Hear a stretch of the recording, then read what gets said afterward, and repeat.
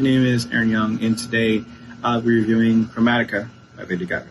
Released May 29th, 2020.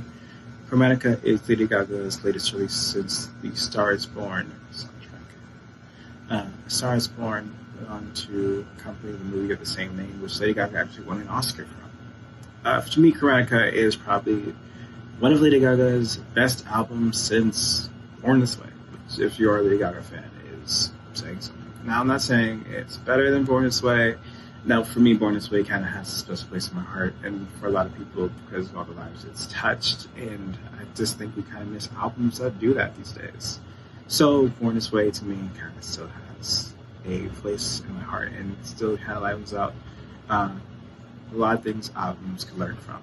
It's touching people, not just making them dance and make TikTok videos for it, but also making them realize the things they didn't know about themselves, learning how to be a better person, and just all in all learning about their own demons and the good things about them and their own equality.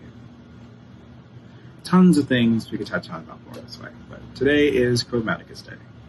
Now, Chromatica, when you compare it to 2013's Art Pop, is kind of almost like a yin and yang kind of thing if you really want to get into it.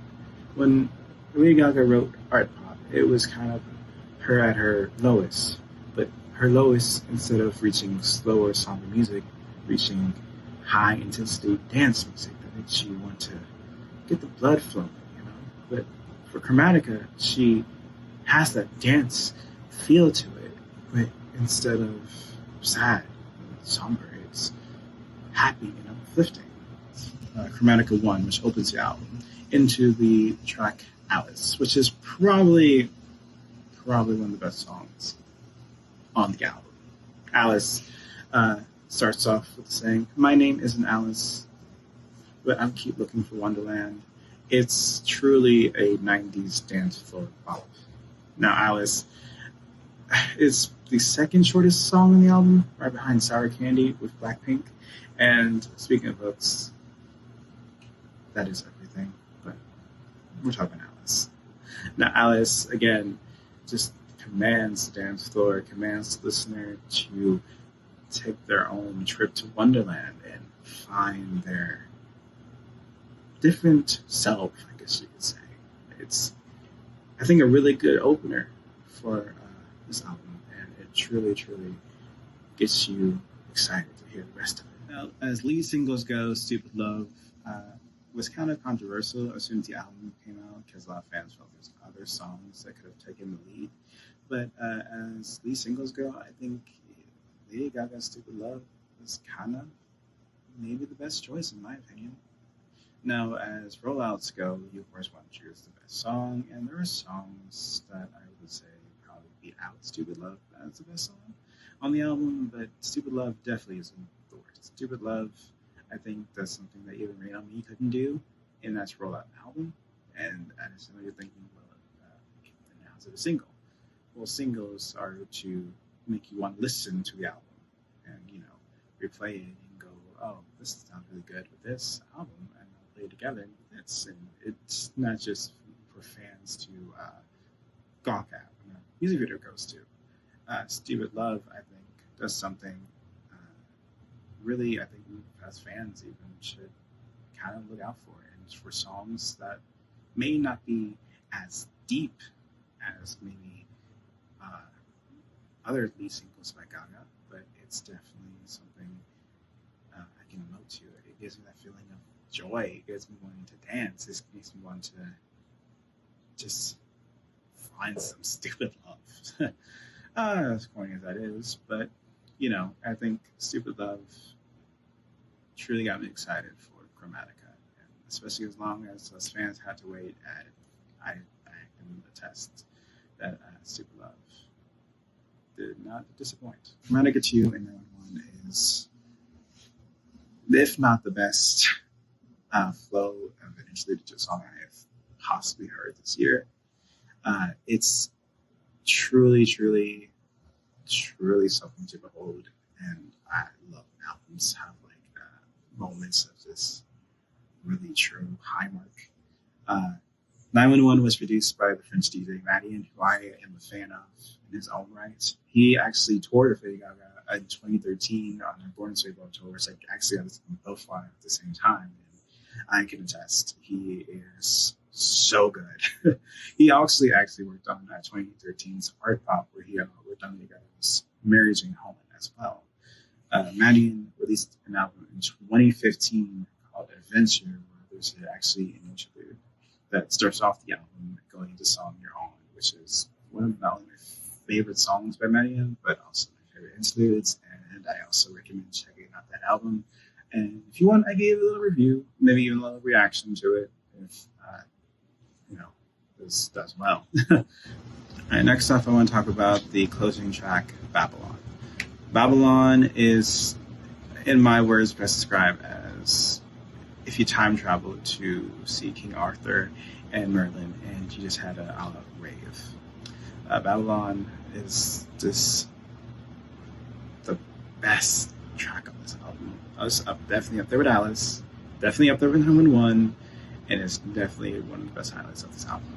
There's like a sax that plays out through the whole song that just makes you want to groove and just dance and just sing your heart out with this choir that's just sing along with Gaga, walk it out, talk it out, work it, ancient city style. Gaga is truly getting a flow going on this album, especially the song. It's so good, and it's truly exciting. And there's supposedly, I don't know, a remix coming out from the House Laboratories version of the song, which was actually revealed by BlackPink himself, that a producer of this track, that there is another version they were going to put on the album, but they felt this one was the better to close out the album. So if you ask me, in a way, this version may be the better one, but from what we heard, I don't know. I'm excited either way. Now I want to kind of give you my final thoughts of the album as a whole.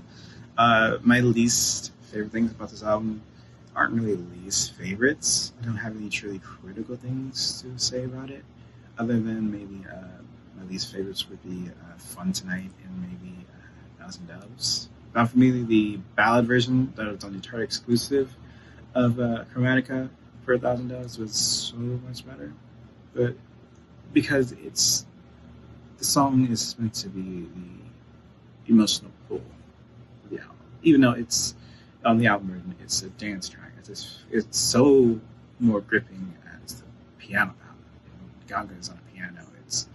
It's literally her soul, and it's truly a listen if you want to give it a listen after you've listened to the album. Fun Tonight, pretty good. Is for me, I think, at least is a grower, and when Gaga tracks goes, I got time. I would also say to check out the Target exclusive Love Me Right. It's actually a really good song, which I can see why it doesn't make the album. It feels more of a deluxe track, really. It doesn't really stand on its own with the album. It doesn't mesh as well, but at the same time, it's totally something to check out. I highly, highly recommend listening to Enigma, the Sign from Above collaboration with Elton John. There is so much I could say about Sign from Above, but I'd rather let me surprise. I can also say check out Replay. The bridge from that track is totally one of the best on this album. If I haven't spoken about Sour Candy, listen to Sour Candy. The hook Gaga does, Come, Unwrap Me, is the best. Every time I think of that song, I have to go listen to it. It's truly an earworm, and something that just needs to be enjoyed. Also, I would say I recommend maybe even Free Woman. Now, when I first heard Free Woman, I wasn't too sure if I would like it, and I kind of gave it another listen, and especially when people were like rumoring that it could be the next thing off the album, I try to like listen to some more and see it, because I'm an Enigma stan. But Free Woman, I can see why people were clamoring for it even before the album dropped. But don't listen to leaks. leaks don't help the album. But that's for another video. All in all, I would rate Chromatica at least 8.9, if not a 9, and somewhere in between. Chromatica, I think, is probably my favorite album of the year. Now, I have a lot more albums I've listened to, and more stuff I'll be interested into. If you want me to look at anything else, just leave a like on the video, leave a comment in the comment section below.